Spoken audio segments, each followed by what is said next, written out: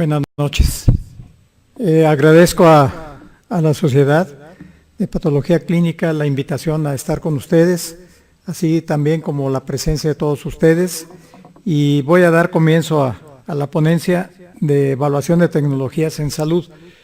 Este es un tema que no es nuevo, tiene ya varios años en diferentes países, sobre todo en los llamados países en desarrollo y los en vías de desarrollo también, como lo es el nuestro, pero que sin embargo, pues donde más experiencia se ha tenido es en los primeros que mencioné. Este tema, me pasa por favor la primera.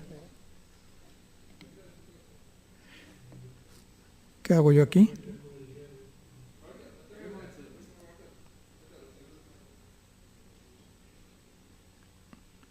Bueno, este tema tiene una introducción en donde pretendemos, en primer lugar, ver el contexto en el que está y se ha dado la evaluación de tecnologías en salud en el mundo.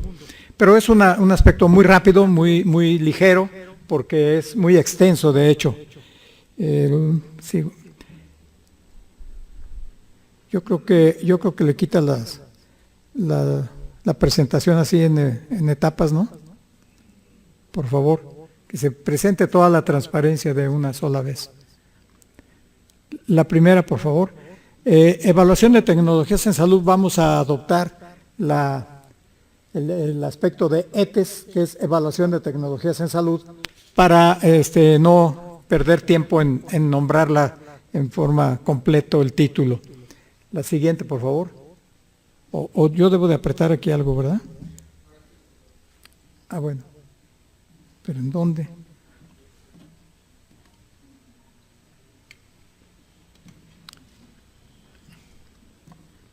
No vaya yo a... perfecto. Ok. Gracias, doctor Canseco. Disculpen, pero como ven esto de la tecnología, no vaya yo a picarle otra cosa y borro todo, ¿no? Bien, miren, en el contexto debemos de tomar en cuenta en primer lugar la globalización. La globalización, como todos sabemos, es un proceso dinámico que va en crecimiento y que fundamentalmente lo que trata es de integrar los mercados de trabajo, bienes y servicios y los capitales, pero también la tecnología. Esto es obvio, estamos inundados precisamente por tecnología de países en desarrollo que nos la transfieren y que muchas veces la transfieren pues casi con tecnología de desecho que nos venden a altos costos y que después no tenemos refacciones para arreglarla, etcétera, etcétera. Este proceso no es nuevo, data desde 1950 y se dice que tardará todavía mucho tiempo y que desde luego, para completarse y que desde luego si la política lo permite. La siguiente, por favor. ¿O cómo le hago aquí para...? Ah, perdón, sí. Bien, la globalización es conveniente de mencionar rápidamente que no trata de conquistar a los países, ni de tener el control físico de los cuerpos, ni de los territorios. La preocupación clave de la globalización es los mercados, el control y la posesión de las riquezas. Y eso lo estamos viviendo, así es que no tiene necesidad de explicarse más. Pero todo esto, desgraciadamente, obliga a redefinir algunos conceptos fundamentales como son el de Estado, como lo es el de nación, el de soberanía, el de independencia, fronteras, democracias, Estado benefactor y ciudadanía. ¿Cuáles son los factores que determinan el proceso de globalización? Son dos, la tecnología y la liberalización de los intercambios de los bienes, servicios y capitales. Estos dos factores son los que determinan el proceso de globalización. Insisto, aparece como uno de ellos de gran y de suma importancia la tecnología. La tecnología se enlaza con la globalización, juntas van creando un paradigma que se conoce como la era de las redes.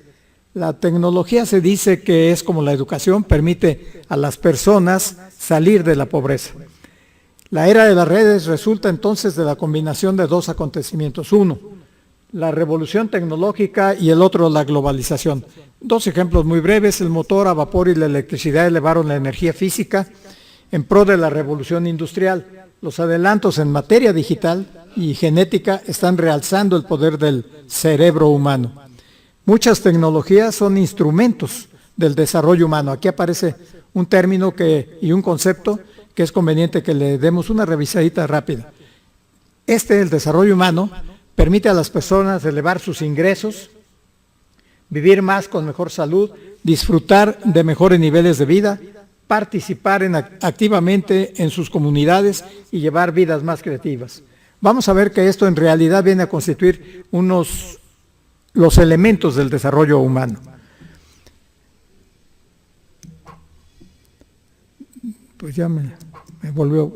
El desarrollo humano, desde luego, debemos de entender que no es más que el simple aumento o la disminución del ingreso nacional. Consiste fundamentalmente en algo que está ahí en letras amarillas, en la ampliación de opciones. ¿Opciones para quién? Para los pueblos que quieren y tienen para vivir de acuerdo a sus valores. Esto es muy importante no olvidarlo. Esto del desarrollo humano significa crear un entorno en el que las personas puedan hacer plenamente su realidad y sus posibilidades y vivir en forma productiva y creadora de acuerdo a sus necesidades y a sus intereses. Veamos aquí que el desarrollo de la capacidad humana se basa en las cosas que la gente puede hacer y en las que hacer o ser en la vida. Aquí pongo las capacidades estas humanas a las que se refiere y que son vivir una vida larga y sana, poseer conocimientos, tener acceso a los recursos necesarios y algo muy importante, participar en la vida de la comunidad. El indicador que se corresponde a cada uno de estos elementos sería para una vida larga y sana la esperanza de vida. Y vemos entonces que curiosamente el desarrollo humano adopta o toma en cuenta la esperanza de vida, que es algo eminentemente del ámbito de la salud. Poseer conocimientos, educación. Aquí desde luego se refiere a la educación que se proporciona desde la niñez, la educación primaria, secundaria, superior, pero que al final de cuentas, desde el punto de vista de salud, tenemos que tomar en cuenta también mucho la educación para la salud. Entendiendo por educación el cambio de conducta a favor de algo. Así de simple y que debemos de tenerlo siempre muy, muy presente para poderlo realizar. El otro, tener acceso a los recursos necesarios, lo mide el indicador del desarrollo humano con el PIB, o sea, el Producto Interno Bruto, o sea, la producción de un país durante todo el año. Y participar en la vida de la comunidad es la participación social. Si esto lo trasladamos a la salud, precisamente es la esencia de la salud pública, el que la comunidad participe en la solución de sus problemas. Si no participa, estaremos haciendo todo menos salud pública, caridad, novismo, filantropía, lo que ustedes quieran, pero si no participa la gente, no logramos los objetivos de la salud pública. Y con estos indicadores del desarrollo humano se crea el índice de desarrollo humano, que no es motivo de esta plática, pero que lo debemos de tomar en cuenta porque forma parte del contexto, a su vez, de la evaluación de tecnologías en salud. Las capacidades esenciales para el desarrollo humano que hemos mencionado, todas estas, al final de cuentas se constituyen pues en indicadores del desarrollo humano e integran entre todos ellos al índice de desarrollo humano. La ETES aparece en algunos países industrializados como respuesta a 4 hechos muy importantes. Uno de ellos es el crecimiento exponencial del gasto en salud, financiado por presupuestos públicos. Otro es la incertidumbre y el desconocimiento sobre el efecto real de las intervenciones en salud. Uno más es la variabilidad inexplicada en la práctica clínica, que todos los aquí presentes creo que tenemos experiencia en ello, y la variabilidad inexplicada en la práctica clínica, que ya mencioné, y la rapidez en la introducción de nuevas tecnologías. Estos 4 elementos hacen o hicieron en su tiempo presión para que apareciera la evaluación de tecnologías en salud. Tenemos, por ejemplo, en crecimiento exponencial, en el gasto de salud financiado en la mayor parte por los países o de los países por presupuestos públicos, este ejemplo, el gasto en salud de los países de la OCDE, Organización de Coordinación para el Desarrollo Económico, y México visto en porcentaje del PIB. Son 10 años, de 1990 a 2010, y lo que observamos ahí es un crecimiento en el gasto que va dando razón a este crecimiento exponencial, por ejemplo en la OCDE de 7.9 a 9.5. Parece poco, pero ya en un nivel mundial esto es enorme. Estados Unidos es el que más ha crecido, de 12.7 a 17.5. España de 6.6 a 9.6 y México, nuestro país, de 1990, que tenía 3.2 como porcentaje del PIB, a 6.2 en el 2010, que es el último dato disponible de que contamos. Esto nos hace ver que será muy difícil sostener este crecimiento, este ritmo de crecimiento, de pretender seguir financiándolo fundamentalmente con el presupuesto público.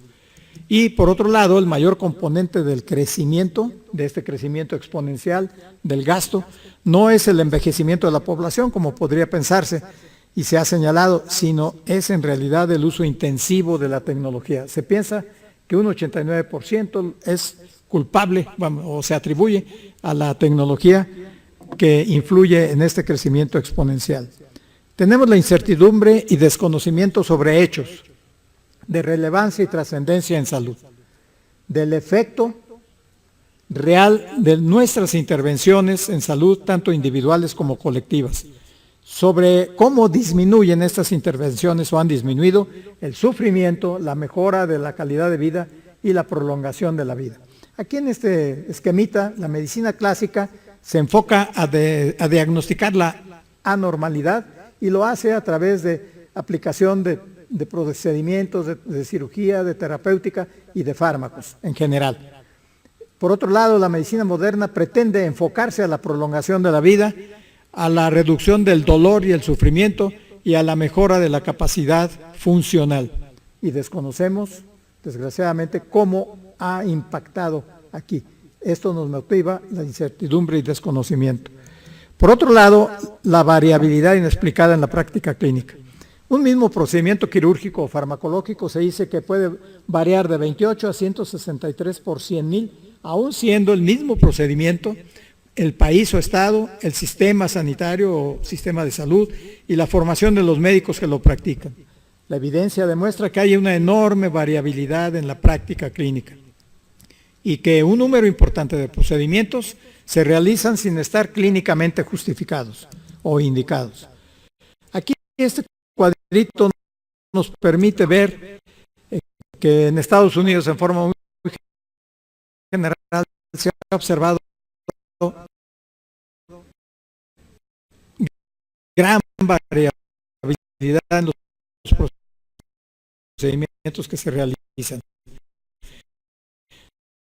Así, por ejemplo, en hombres de 80 años, el procedimiento de prostatectomía, hay una variación en la probabilidad de que haya acontecido entre un 20% a un 60%. En mujeres, el tener extirpado su útero a los 70 años, entre el 20 y el 75%. Y en hombres mayores de 65 años, y mujeres también incorporadas, haber sufrido o haberles puesto un bypass o realizado un bypass aortocoronario, se puede multiplicar hasta por 3 la variabilidad. Desde luego, algunos procedimientos clínicos, como dice al calce de la transparencia, pueden ser hasta 12 veces mayores en una región que la otra. Y insisto, tratándose de un mismo país. Y pensemos en nuestro país, simple y sencillamente la variabilidad del procedimiento en una intervención quirúrgica sencilla, podríamos decir. Les apuesto que del sur y el norte del Distrito Federal, unidades de atención médica la realizan en forma diferente. No se diga entre estados o entre centros médicos o institutos de alta especialidad en diferentes partes del país. Bueno, la variabilidad clínica, de la práctica clínica, es aceptable cuando existe incertidumbre en la evidencia científica sobre diferentes prácticas.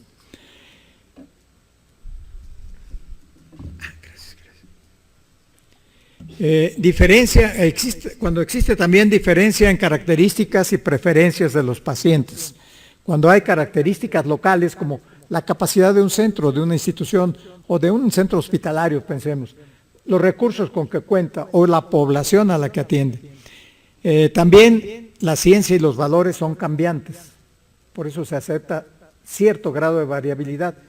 La práctica clínica aceptable puede cambiar en el tiempo, es aceptable que cambie y que vaya cambiando de acuerdo a las circunstancias y a la tecnología que se utilice. Pero es inaceptable cuando su origen es la pobre habilidad del médico, mala organización de la institución, ignorancia o deliberada desatención de prácticas. No debe ser tolerada por ningún motivo porque perjudica a pacientes y consume recursos. Otro elemento es la rapidez en la introducción de nuevas tecnologías.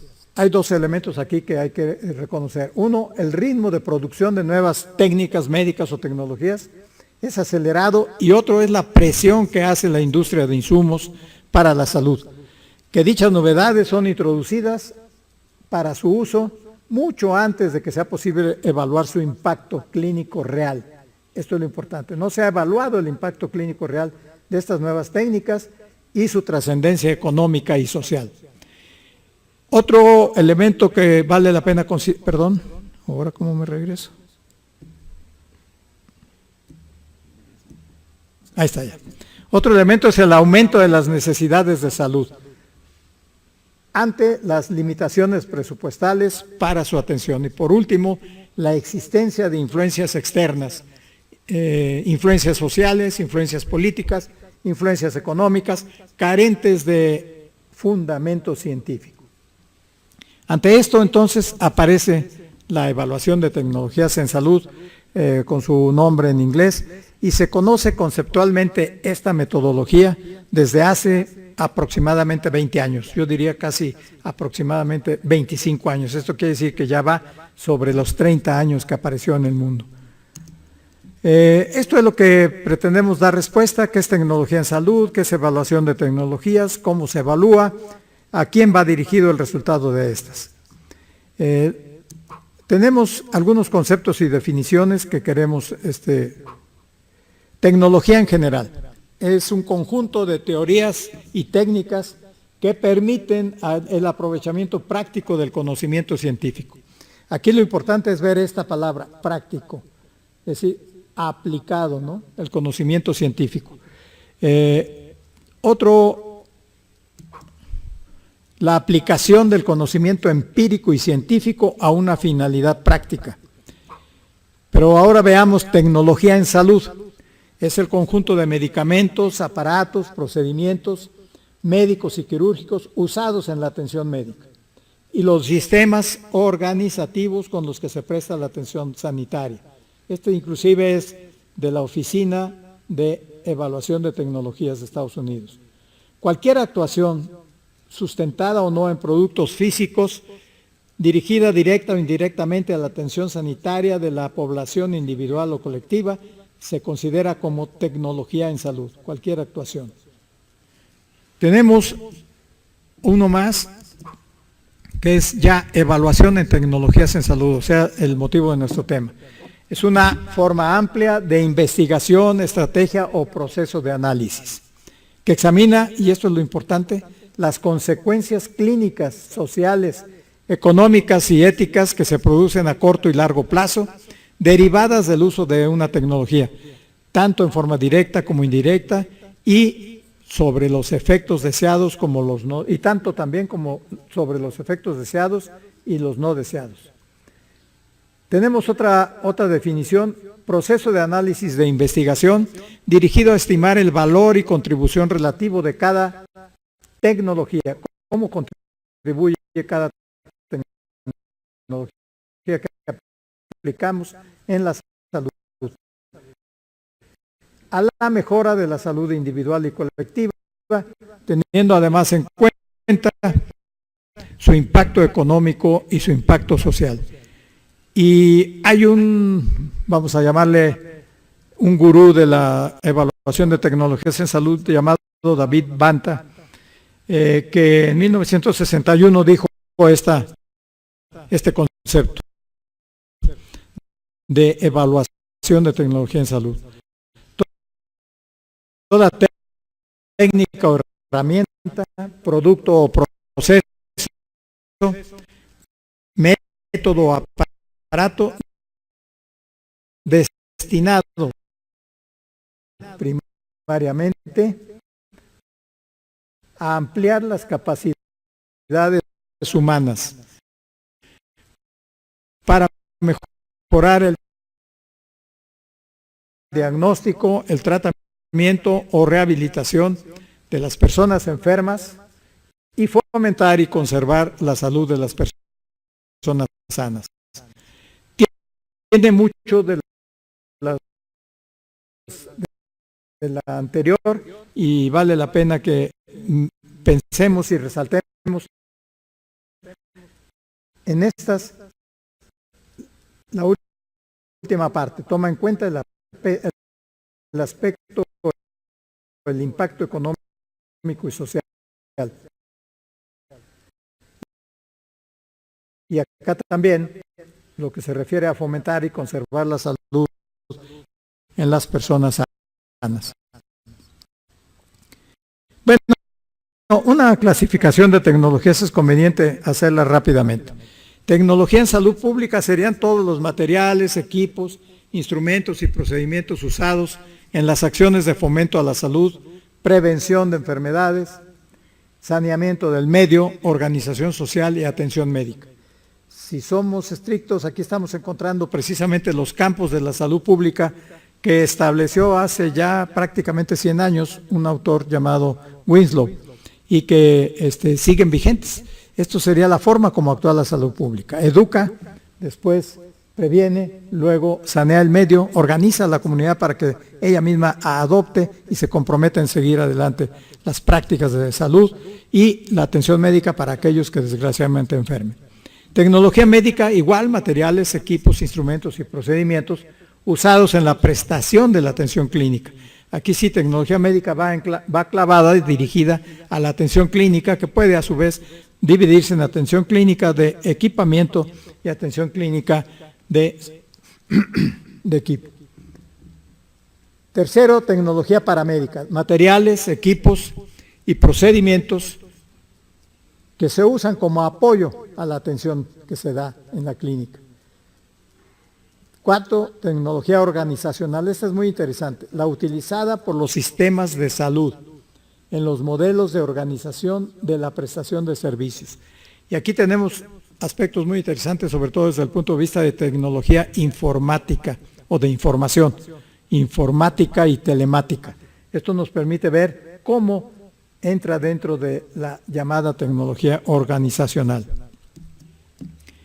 Tenemos a continuación el propósito de la ETES o de la evaluación de tecnologías en salud. Su propósito es favorecer el cambio, desde luego cuando el cambio esté indicado, no el cambio por el cambio mismo, sino cambio justificado, fundamentado. La ETES no persigue el conocimiento por el conocimiento. La ETES no es una investigación pura, que eso es lo que persigue la investigación pura, sino podríamos casi equipararla a una investigación operativa en donde se busca encontrar deficiencias o problemas o desviaciones para resolverlos. Y entonces caemos en el objetivo de su realización es orientar la toma de decisiones para resolver esos problemas que encontremos. Estamos hablando de problemas de salud, desde luego. ¿Cómo se evalúa? Vamos a mencionar rápidamente un esquema muy simple, porque el cómo es precisamente toda la metodología que se sigue para hacer la evaluación de tecnologías, y eso no alcanzaríamos con el tiempo que tenemos.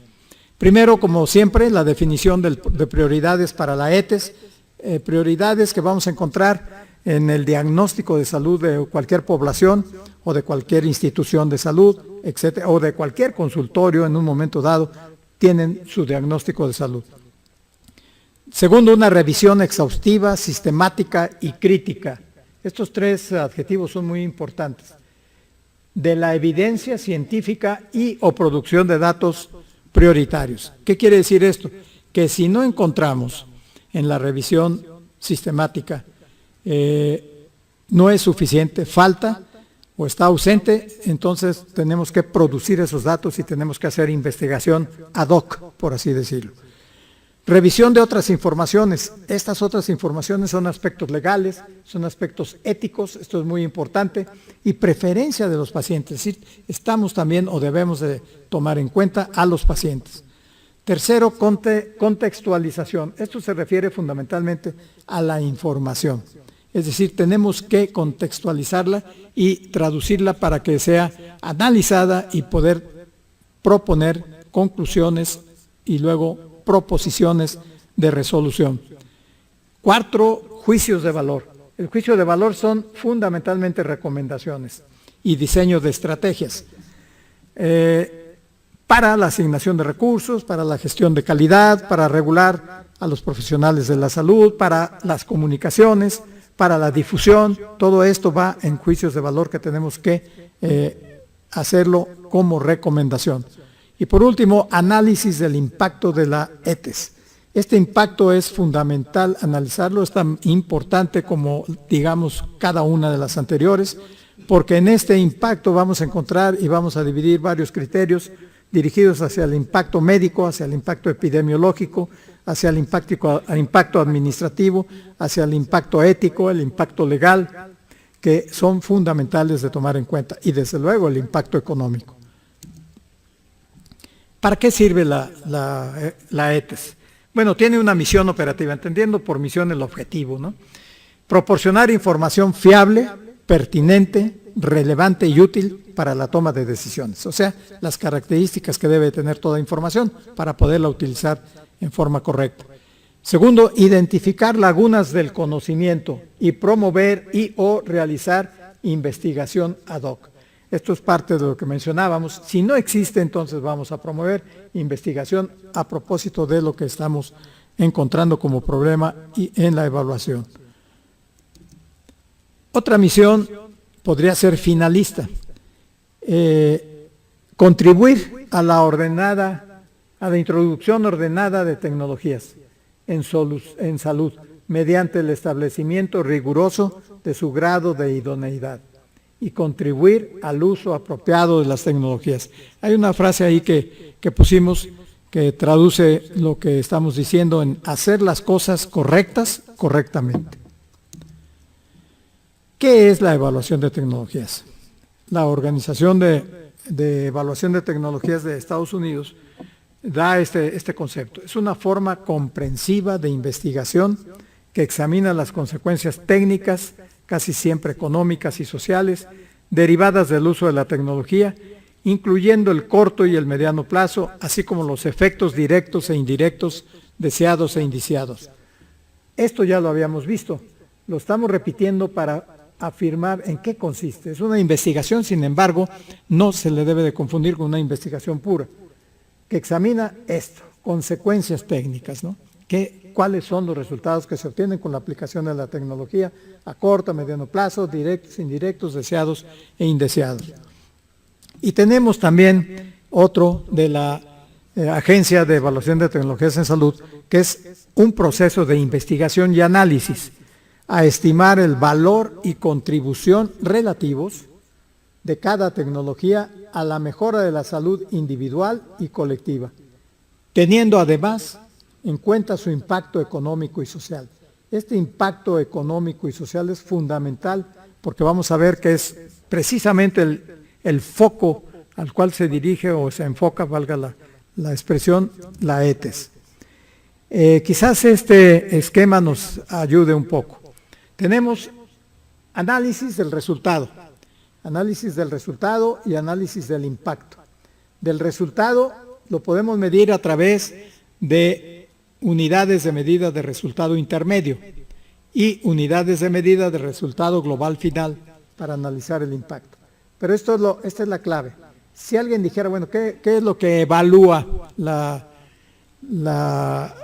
metodología? Evalúa la seguridad, evalúa la eficacia, evalúa la efectividad, la utilidad, los costos y el impacto, no lo debemos de olvidar, porque eso es precisamente lo que le da pues la columna vertebral a la evaluación de tecnologías en salud. Todo esto debe de verse desde un punto de vista de balance y comparación. ¿Qué hace o qué evaluamos? ¿Qué es lo que se evalúa? Se evalúan medicamentos, dispositivos, equipo, todo médico, desde luego, procedimientos, sistemas operativos. Aquí comentábamos a la entrada, es muy interesante porque no solamente se evalúan procedimientos de actuación médica, y si es de actuación clínica, ahora han aparecido como resultado las famosas guías, ¿sí?, que orientan y que homogeneizan la actuación clínica.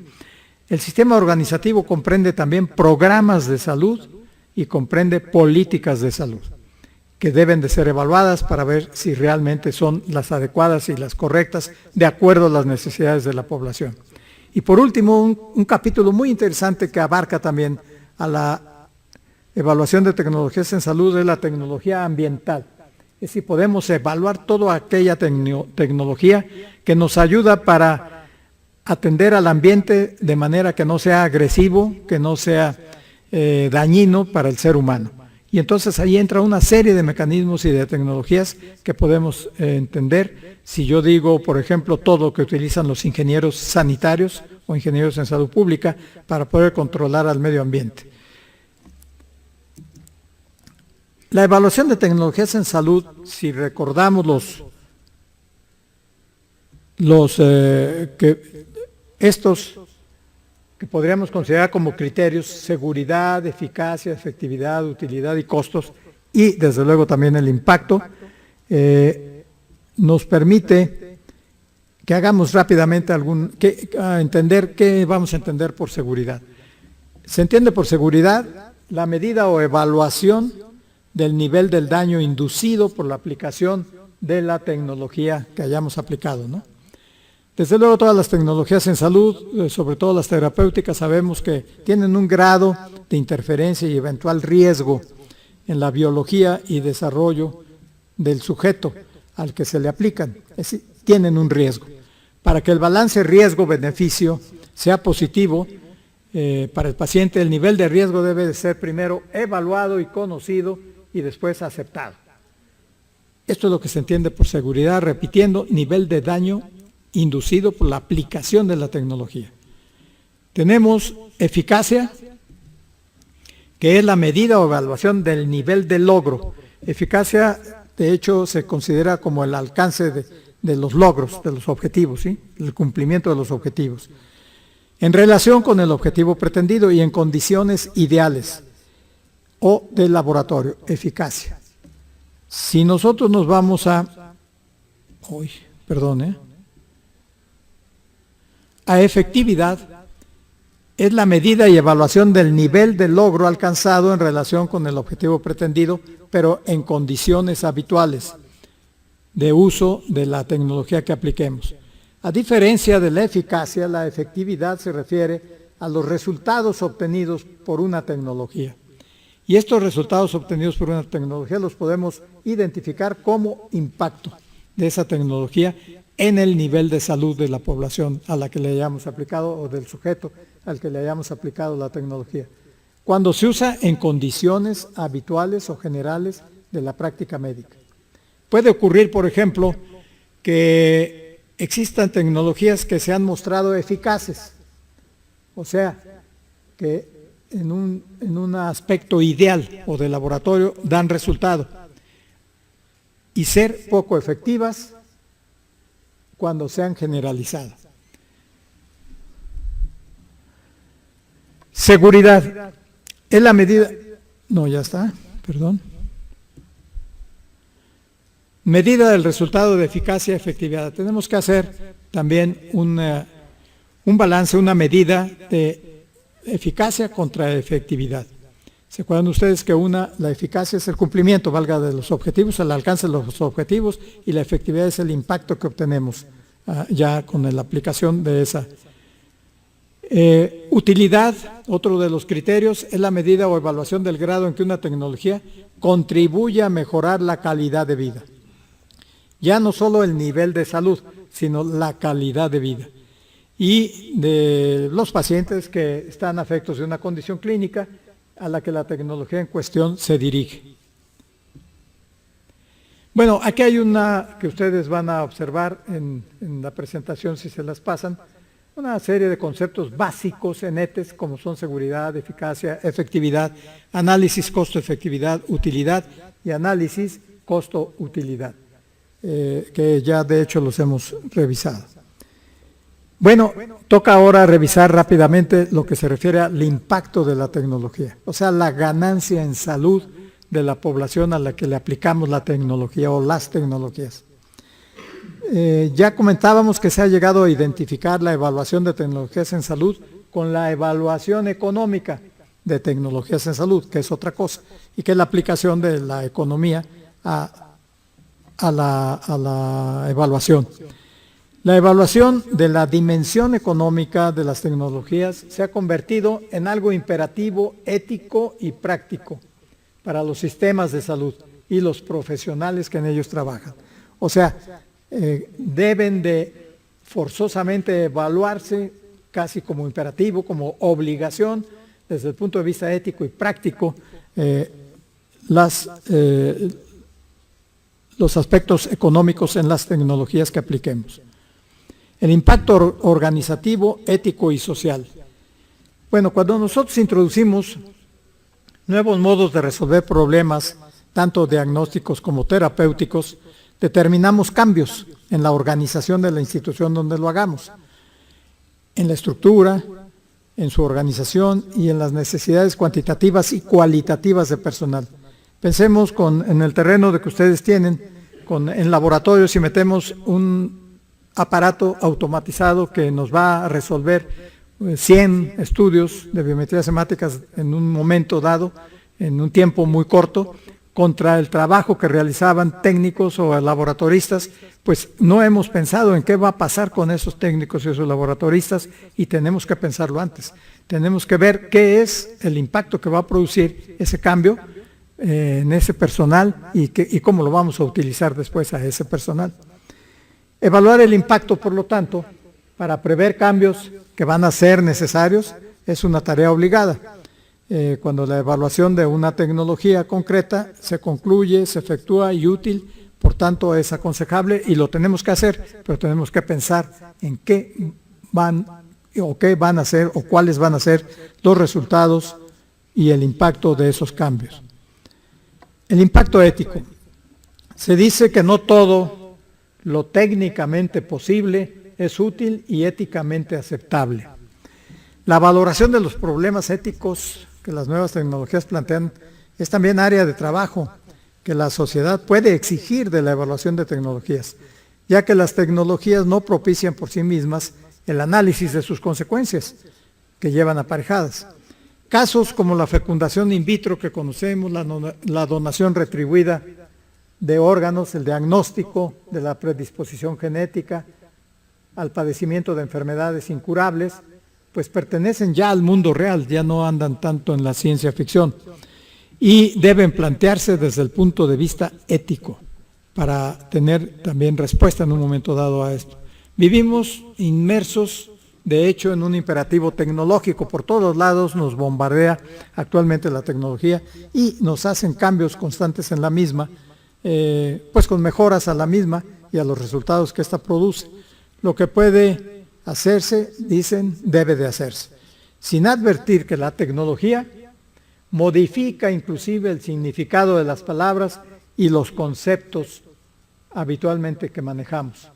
La historia nos enseña que toda cultura, y esto es muy interesante, se ve obligada a pactar con la tecnología. De hecho, la propia evolución de la cultura puede ser entendida como consecuencia del impacto de las diversas y sucesivas técnicas. En la misma cultura, pues, en el aspecto social tiene un impacto tremendo la aparición y la utilización de nuevas tecnologías.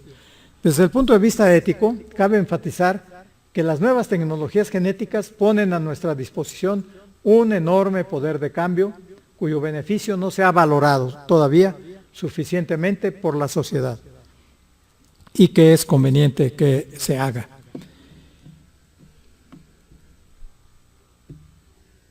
El impacto social. La introducción y uso de tecnologías en salud está permanentemente moldeando la sociedad. Y basta decir que cuando se decide la implantación de una nueva tecnología, pues debemos de tener en cuenta ese impacto y someter a consideración de la sociedad los posibles efectos positivos o negativos de la misma. Simplemente pensemos en todo lo digital que actualmente existe y que inclusive para la asistencia a una unidad médica, el personal ya pone su huella digital para que pueda captarse como que asistió o no asistió. Entonces, todo esto lo tenemos que prever cuáles son los efectos que va a dar. La atención médica moderna, por ejemplo, a inválidos, discapacitados y ancianos que se rescatan de la muerte, es probablemente un paradigma del efecto social determinado por tecnologías efectivas, que nadie evaluó antes de su generalización y que por lo tanto dificultó previsiones oportunas, organizativas, económicas y presupuestales. Otro paradigma, ¿se acuerdan ustedes que paradigma es un modelo? Del impacto social de las tecnologías, especialmente de la venta irresponsable de las nuevas, es generalizarlas con una fe acrítica, que pensamos que una fe ciega en el poder omnímodo de la nueva medicina y de rechazo y negación de la muerte y las limitaciones físicas, con la consecuente medicalización inútil y costosa de muchos sectores de la población. Bueno, aquí vale la pena que analicemos qué disciplinas limítrofes a la evaluación de tecnologías en salud existen. Este esquema nos permite ver lo siguiente. Tenemos la evidencia científica. La evidencia científica en la que se apoya tanto la ETES como la medicina basada en evidencias. Este es el ejemplo de una de las disciplinas limítrofes, la medicina basada en evidencias. La medicina basada en evidencias es la práctica clínica individual, va enfocada a la práctica clínica individual, a ofrecerle al paciente que tenemos enfrente, en el consultorio o en la cama de hospital, lo mejor que exista para su tratamiento. Y la ETES tiene que apoyarse y analizar el contexto, lo que ya decíamos acerca del contexto que es necesario que se tome en cuenta. Veamos a la ETES. La ETES hace un informe para que este informe sirva para la toma de decisiones de los sujetos para adoptar una nueva tecnología, pensemos. Y también identifica carencias del conocimiento, ya lo habíamos visto como uno de sus objetivos, y por lo tanto se apoya en la investigación de servicios de salud y también se apoya en la práctica clínica. Y de ahí se generan trabajos originales que van a alimentar en forma directa la evidencia científica, o bien a través de una síntesis de esta evidencia lo hace una asociación, organización llamada Cochrane, que por cierto fue un epidemiólogo famoso el que la fundó, y va de nuevo también a fundamentar y a fortalecer a la evidencia científica. Con esto queremos decir que las dos se apoyan en la evidencia científica, solo que una para la atención de la práctica clínica y la otra para la atención de los niveles llamados macro, meso y micro. El macro es el nivel político, el que toma las decisiones políticas a nivel gobierno, vamos a decir, Secretaría de Salud, Dirección General del Instituto Mexicano del Seguro Social, etcétera. Y el nivel meso es a nivel de los directivos de una institución, ya, llámese un hospital de alta especialidad, un hospital general de zona, una unidad de medicina familiar, etcétera. Y por último, a nivel micro, lo que se refiere a fundamentalmente el que realiza la práctica clínica, al médico en su consultorio, y muchas veces le sirve también al paciente y a la población. Identifica carencias, ya vimos esto, se genera trabajo, se fortalece la evidencia, y acá también la práctica clínica individual va a fortalecer a la medicina basada en evidencias. La relación de la evaluación de tecnologías con otras disciplinas se confunde con el trabajo de la ETES en áreas tales como la medicina basada en evidencias, que ya mencionábamos, la investigación de servicios de salud, también mencionada, y la realización de revisiones sistemáticas. Ciertamente esas áreas coinciden con la ETES en la búsqueda del conocimiento, del efecto de las intervenciones en salud y la aplicación de principios de práctica apropiada. No obstante, si nos aproximamos a la definición oficial de la medicina basada en evidencias, podemos entender mejor las relaciones entre una y otra de estas áreas, o sea, entre ETES y medicina basada en evidencias. Veámoslo rápidamente. Miren, la medicina basada en evidencias se autodefine como el uso consciente, explícito y juicioso de la mejor evidencia. Uso de la mejor evidencia en la toma de decisiones en la atención a pacientes, pero a pacientes individuales. Así planteada, la definición se entendería que la medicina basada en evidencias tiene un enfoque dirigido al médico individual y se orienta su utilización a la práctica clínica apoyada o sustentada en la mejor evidencia disponible. ¿De dónde saca esa evidencia? De la lectura crítica y selectiva de la literatura científica. Investiga, pues. La ETES, por otro lado, es un proceso más amplio. Ella añade, como ya mencionábamos, la recuperación de información de la literatura científica, como la medicina basada en evidencias, pero a ello agrega el análisis de elementos del contexto sobre la evaluación que se realiza. Elementos muy importantes, tales como epidemiológicos, tales como demográficos, tales como económicos, agregaría yo éticos, agregaría yo también lo que se refiere a legales, para la utilización de tecnologías en salud. Todo ello con el fin de proporcionar una respuesta a las preguntas que se plantean los diferentes actores que operan en el escenario sanitario a nivel del macro, del meso y del micro, que son los niveles que ya habíamos mencionado.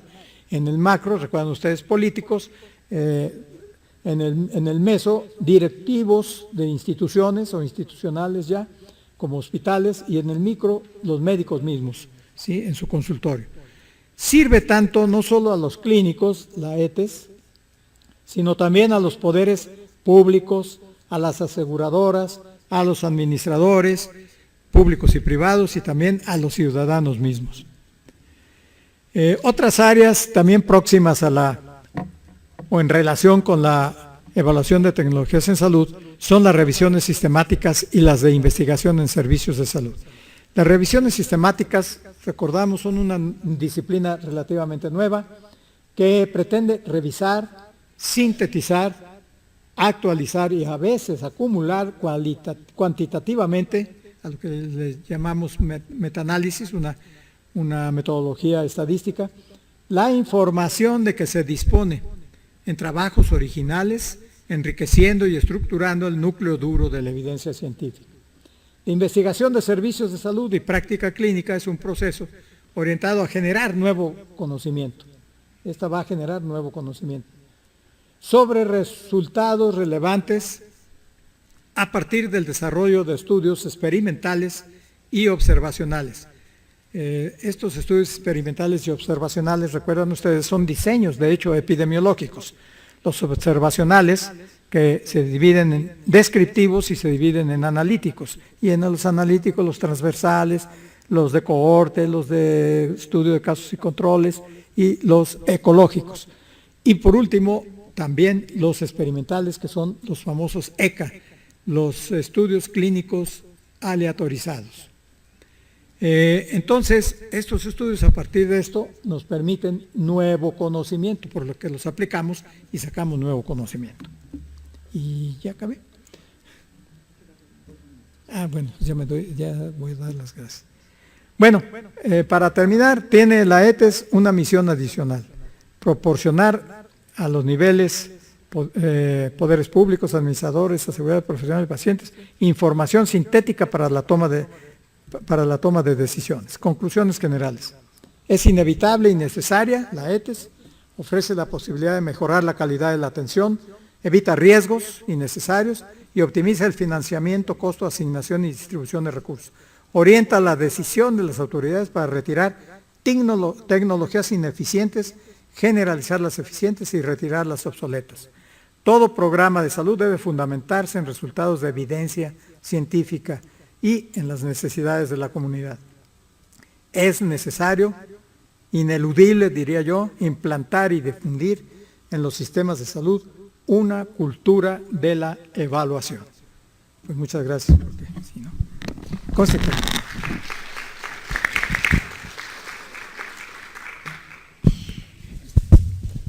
Bueno, buenas noches. Llegó el momento de las preguntas y comentarios. ¿Hay alguien que tenga algún comentario?